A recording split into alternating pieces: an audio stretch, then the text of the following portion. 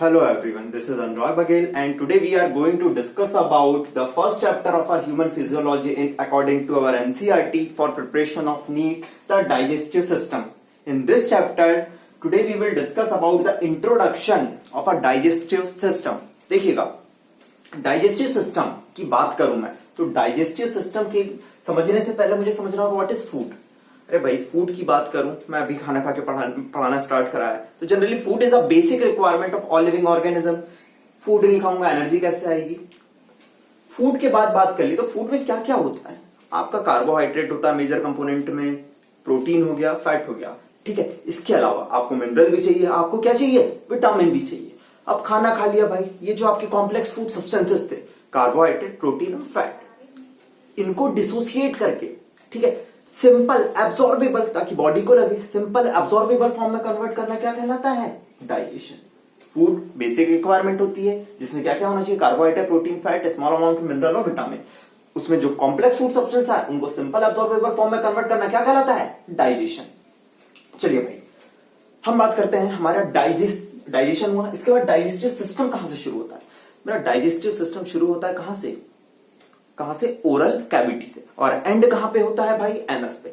Digestive system या मैं बात करूं एलिमेंट्री कैनाल, तो मेरी एलिमेंट्री कैनाल या उसी को एक और नाम दिया जाता है GI tract, gastro intestinal tract, कहां से शुरू होता है, माउथ से, और कहां पे खत्म होता है मेरा गैस्ट्रो इंटेस्टिनल ट्रैक्ट, एनस पे. चलिए आज हम डिस्कस करते हैं माउथ के बारे में. माउथ, चलिए ये देखिए ये मेरा माउथ है, ठीक है. These are my lips, These are my lips. देखो लिप्स मूवेबल है. Lips are movable because of orbicularis oris muscle. NEET के अकॉर्डिंग या नीट के पर्सपेक्टिव से इतना इंपॉर्टेंट अब नहीं है, फिर भी सुन लीजिए. Lips are movable because of the orbicularis oris muscle. चलिए माउथ ओपन करा, मेरी ये आई क्या, बकल कैविटी या ओरल कैविटी. क्या आई मेरी, बकल कैविटी या ओरल कैविटी, ठीक है. अब बकल कैविटी का रूफ मतलब क्या होता है, छत. इसके छत पे जाओ, ठीक है. बकल कैविटी का जो रूफ क्या होता है वो कहलाता है मेरा क्या, पैलेट. क्या कहलाता है, पैलेट. चलिए अब छत को, आपकी जो बकल कैविटी का जो रूफ है मतलब पैलेट है, पैलेट को टंग से टच करिए, करा, बिल्कुल मूव हो रही है. स्टार्टिंग में पोर्शन कैसा लग रहा है, हार्ड. जो हार्ड पोर्शन होता है वो क्या कहलाता है, हार्ड पैलेट. मतलब ये कैसा पोर्शन है आपका, एंटीरियर पोर्शन क्या कहलाता है, हार्ड पैलेट. पीछे जाते जाइए, अपनी टंग को पीछे घुमाइए, सॉफ्ट होता जा रहा है, वो क्या कहलाता है, सॉफ्ट पैलेट. क्या कहलाता है, सॉफ्ट पैलेट. अब ये जो सॉफ्ट पैलेट है वो कहां एंड हो रहा है, देखिए घंटी जैसा स्ट्रक्चर और फिंगर लाइक प्रोजेक्शन. एनसीईआरटी में दिया है फिंगर लाइक प्रोजेक्शन. उसे हम क्या कहते हैं, सॉफ्ट पैलेट का पोस्टीरियर पोर्शन क्या कहलाता है, फिंगर लाइक प्रोजेक्शन के रूप में होता है. और उसे हम क्या कहते हैं बेटा, उसे हम कहते हैं ऊवुला. ऊवुला क्या कहते हैं, ऊवुला. रूफ पैलेट का लाया, पैलेट का सामने वाला portion anterior portion is a hard in nature, it is a hard palate. Posterior portion soft in nature, soft palate, वो एंड होता है फिंगर लाइक प्रोजेक्शन, उसे हम क्या कहते हैं, ऊवुला. ना ये मेरे क्या है, टीथ. क्या है, टीथ. चलिए मैं बात करूं टीथ. जनरली अपने जो टीथ होते हैं कब आते हैं, पहली बार भाई आपको ही पता होगा, 6 या 8 मंथ की एज में पहली बार टीथ आते हैं, ठीक है. ये जो मेरे टीथ होते हैं इनकी 3 प्रॉपर्टी, थीकोडोंट, डाइफायोडोंट और heterodont. This is very important, this is very important. समझिएगा what is thecodont. My teeths are embedded, embedded मतलब धसे होना, embedded in the socket of jaw bone, socket of jaw bone. इसे हम कहते हैं thecodont nature. NEET के नजरिए से देखूं तो बहुत इंपॉर्टेंट है. Teeth are embedded in a socket of jaw bone, it is a thecodont.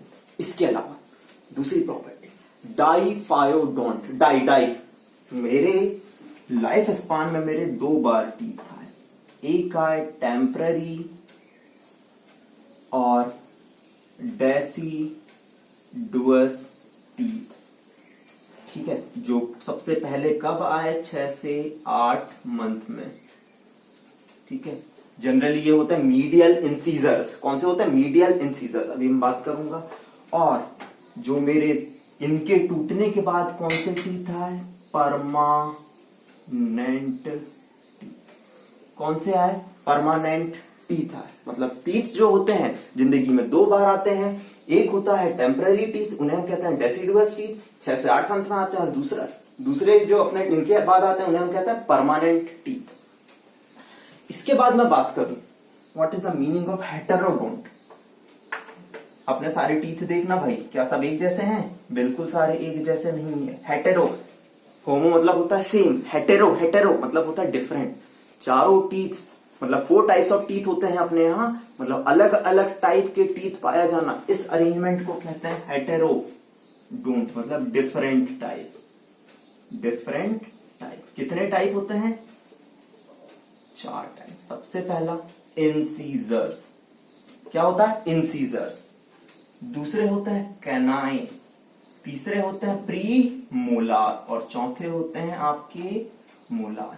कितने टाइप के टीथ आते हैं? Incisors, canine, pre molar and molar. Incisors, canine, pre molar और मोलार। और ऐसे बात करूं तो ये जो मेरा सबसे पहला इंसीजर होता है वो 6 से 8 मंथ में आता है। कब आता है? 6 से 8 मंथ में। कब आता है? 6 से 8 मंथ में। और जो लास्ट मेरा टीथ आता है वो अकल दाढ़ के रूप में, वो होता है 3rd मोलार। वो करीब 18 से 25 साल की एज में आता है, जिसे अकल दाढ़ कहते हैं। अकल आ गई मेरे को 18 साल में, उसके बाद जो दाढ़ आई उसे कहते हैं अकल दाढ़। और विजडम टीथ वो 3rd मोलार होता है जनरली में। तो मेरे इंसीजर्स, कैनाइन, प्री मोलार और मोलार कब आते हैं? 6 से 8 मंथ के बीच। चलिए भाई, टीथ की काउंटिंग मैं बताऊंगा, उससे पहले मैं एक टीथ का जनरल स्ट्रक्चर एनसीईआरटी में दिया नहीं है, मैं फिर भी इसे समझा दूं। समझिएगा, कुछ चीजें आपके लिए इंपॉर्टेंट होंगी। हो सकता है आप जब एमबीबीएस करो आपको ये चीजें बहुत जरूरत पड़े। ठीक है, एक टीथ है, उसके 3 पार्ट होते हैं। जो ऊपर वाला व्हाइट पार्ट है क्राउन, जो आपके ये क्या कहते हैं मसूड़ों में दबा हुआ है वो है नेक, और जो सबसे नीचे वाला पार्ट है वो कहलाता है root.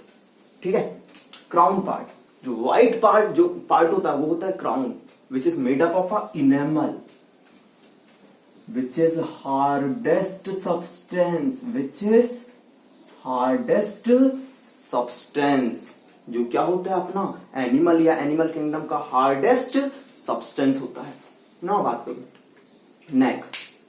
Neck is surrounded by the gums या मसूड़े। अभी मैंने आपको बताया neck is surrounded by the gums और मसूड़े। And last part is root. ठीक है, लास्ट पार्ट इज रूट जो अंदर एम्बेडेड रहता है। ना टीथ का जो सेंट्रल पार्ट होता है वो कहलाता है पल्प कैविटी। क्या कहलाता है? Pulp cavity. ये जनरली फाइब्रस, ठीक है, टिश्यू से मिलकर बना होता है, और इसी के थ्रू आपकी वेसल्स, नर्व्स की एंट्री होती है। इसी के थ्रू किसकी एंट्री होती है? वेसल्स और नर्व्स की। इतना मुझे और नहीं बताना चाहिए, फिर भी सुन लीजिए। The pulp cavity is made up of odontoblast. किससे मिलकर बनी होती है? ओडोंटोब्लास्ट से। चलिए भूल जाइए इनेमल। ठीक है ना, इसके बाद पल्प कैविटी क्लियर हो गई। Pulp cavity is surrounded by the dentine. Pulp cavity जो होती है किससे सराउंड रहती है? ये आपकी ये पूरा पार्ट कहलाता है डेंटाइन। ठीक है, और जो डेंटाइन का सराउंड करने वाला एम्बेडेड पार्ट होता है, डेंटाइन को सराउंड करने वाला एम्बेडेड पार्ट, उसे हम कहते हैं क्या? सीमेंटम। क्या कहते हैं? सीमेंटम। ये एक जनरल इंट्रोडक्शन था कि आपके टीथ में क्या क्या स्ट्रक्चर होता है। ठीक है ना, अब मैं आपको बताता हूं कि भाई टूथ फॉर्मूला कैसा होता है।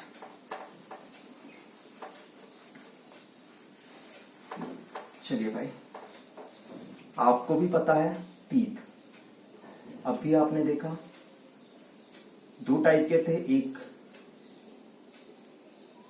टेम्पररी टीथ, एक परमानेंट टीथ। ह्यूमन बीइंग में टेम्पररी या डेसिडुअस टीथ 20 होते हैं और परमानेंट टीथ कितने होते हैं? 32 होते हैं। चलिए मैं बात कर लूं, ये मेरा माउथ है, लोअर जॉ, अपर जॉ। मैं लोअर जॉ का आधा पार्ट देख रहा हूं। ठीक है, देखना, ये इंसीजर, ये मेरे कैनाइन, ये प्रीमोलर और लास्ट में क्या है, मोलार। मैं इतना पार्ट देख रहा हूं, इतना पार्ट, ठीक है, देखना। तो मेरा सबसे पहला इंसीजर्स, फिर कौन है, कैनाइन, फिर प्रीमोलार और मोलार, ये वाला पोर्शन। ऐसे ही ऊपर वाला पोर्शन देखना, हाफ जॉ पे जा रहे हैं अपन, है ना, ऐसे ही ऊपर वाला, ऊपर भी क्या होंगे सेम, इंसीजर्स, कैनाइन, प्रीमोलार और मोलार। इंसीजर्स, कैनाइन, प्रीमोलार और मोलार, ये इतना पोर्शन देख ली। इधर डबल कर देंगे तो multiply by 2, multiply by 2, clear है ना। टेम्पररी टीथ में क्या होता है, 2 इंसीजर्स होते हैं, 1 कैनाइन होते हैं, 0 प्रीमोलार होते हैं और 2 क्या होते हैं, मोलार। सेम ऐसे ही इंटू 2, कैलकुलेट करिए, 2 और 1 3, 4 5, 5 5 10 इंटू 2, 20 आ गया आपका। कितना आ गया, 20। कुछ बुक में आपको 2 1 2 0 करके दिया रहता है, इसका मतलब ये नहीं है कि वो जनरली प्रीमोलार को लास्ट में लिख देता है 0 के फॉर्म में, जबकि आपके क्या होता है, 2 इंसीजर, 1 कैनाइन और 2 मोलार। ये हुआ आपका टेम्पररी टीथ का फॉर्मूला। ना परमानेंट टीथ की बात करूं, इसका फॉर्मूला होता है 2 इंसीजर्स, 1 कैनाइन, 2 प्रीमोलार और 3 मोलार। 2 1 सेम ऐसे ही अपर साइड में 2 1 2 3 इंटू 2 कितने आए देखो, 3 2 5 6 2 8, 8 2 जा 8 8 16, 16 2 जा 32। कितने टीथ हो गए मेरे, परमानेंट टीथ कितने हुए, 32। ये जनरल इंट्रोडक्शन था आपका टीथ के बारे में। ना दूसरी कहानी शुरू होती है अपनी टंग से। उससे मैं अगले लेक्चर में आपको टंग और सलाइवरी ग्लैंड के बारे में इंफॉर्मेशन दूंगा, जिससे मेरी ओरल कैविटी क्या हो जाएगी, कंप्लीट हो जाएगी। मेरे नोट्स के लिए मेरी लिंक में जाके आप, ठीक है, क्लिक करें, वहां से आप नोट्स डाउनलोड कर सकते हैं। Thank you.